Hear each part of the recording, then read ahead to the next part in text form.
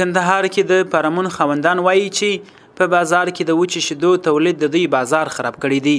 د شیدو خرڅول د دوی مصرف نه جوړوي او له حکومت غوښتنه کوي چې د وچې شیدو راوریدول دې بند سي.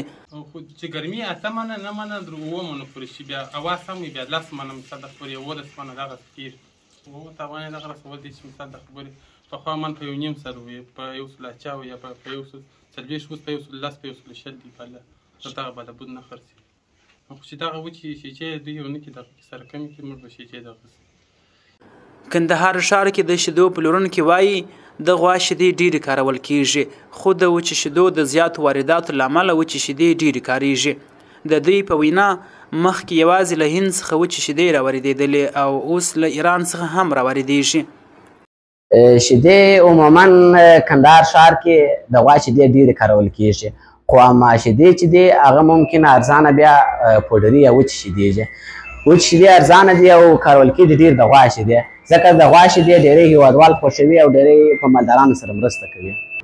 وچې شیدې په دې خاطر ارزانه دي ځکه پخوا یوازې د هندوستان ملک هېواد څخه راتللې اوس چې دی وچې شیدې یوازې د هندوستان څخه نه راځي بلکې اوس له ایران هم راځي. له حکومت او له تجاران څخه مو دا هیله ارزو غوښتنه ده تر څو د نورو هېوادونو څخه چې کوم پوډري شیدې راځي باید هغه شیدې باید جدي بندي سي. د هغو شیدو پر ځای د پوډري شیدو پر ځای باید د دې د غوا په شیدو باید په فارمونو باید کار وسي.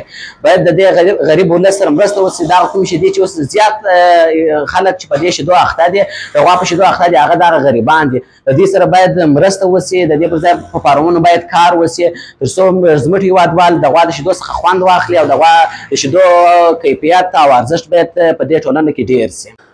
د کرنې ریاست د څارویو د روغتیا او مالدارۍ امیر وایي کندهار کې اوس د غواو فارمونه ډېر سوي او لا هم د ډېرېدو په حال کې دي.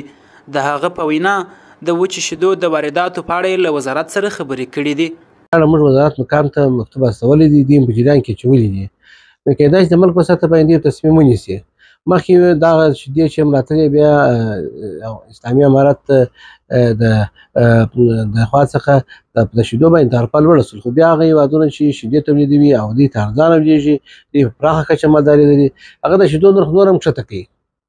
چې کوم په د وزارت لخوا چې کومه په شیدو باندې تعرفه لوېدلې وه دوی نور نرخ کښته کوي خو بیا هم شیدې روان دي. موږ په دې اړه وزارت مقام ته او لوړو مقاماتو ته مکتوبونه ترتیب ورته برابر کړي چې هغه زموږ د ملک تاوان نشي تمامي.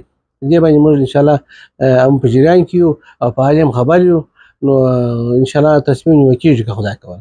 فارمونه ډېر سوي د خصوصا بیا د غواو په ډېرۍ یا فارمونه ډېر سوي دي په ډېرو تجارانو مالداري زړښت کړی دی او غواړي چې په دې لار باندې پیسې مصرف کړي فارمونو په لار کې پیسې مصرف کړي او د دې څه ګټه په لاس راوړي او د ملک په اقتصاد کې هم دا ډېر ګټور شی دی فارمونه ځکه چې ډېرې والا چې دوی شیدې ارزانه جوړوي سي او د دې په ډېرو شیدو څخه کار اخلي.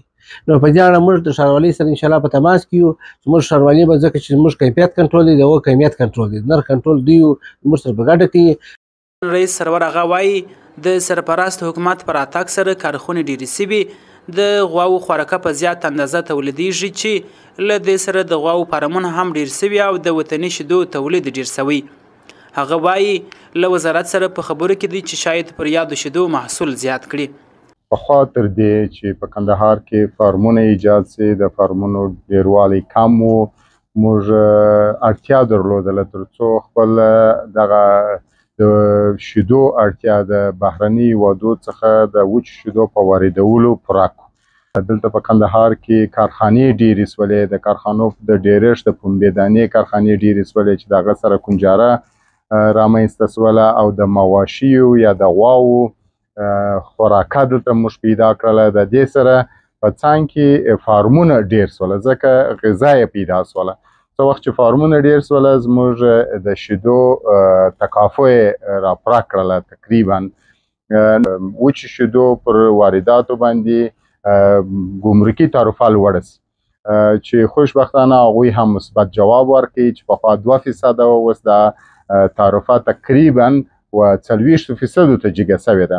خو برعکس بیا موږ په ډېرو کارخانو کې د وچې شیدو استعمال ته هم اړتیا لرو چې هغه په آیسکریمو کې دي هغه په کنادي او په دې کې دي چې په دې باندې اخته څه وخت چې هغه اړتیا مو پوره سي انشاءالله پر دې باندې به نور هم تعرفه سي ترڅو زموږ فارمداري نوره هم وده وکړي. په کندهار کې اوس مهال زیات د غواوو فارمونه فعال دي چې زیات کسان پکښې په کار بوخت دي او د غواوو له شیدو څخه تولیدات بازار ته وړاندې کوي.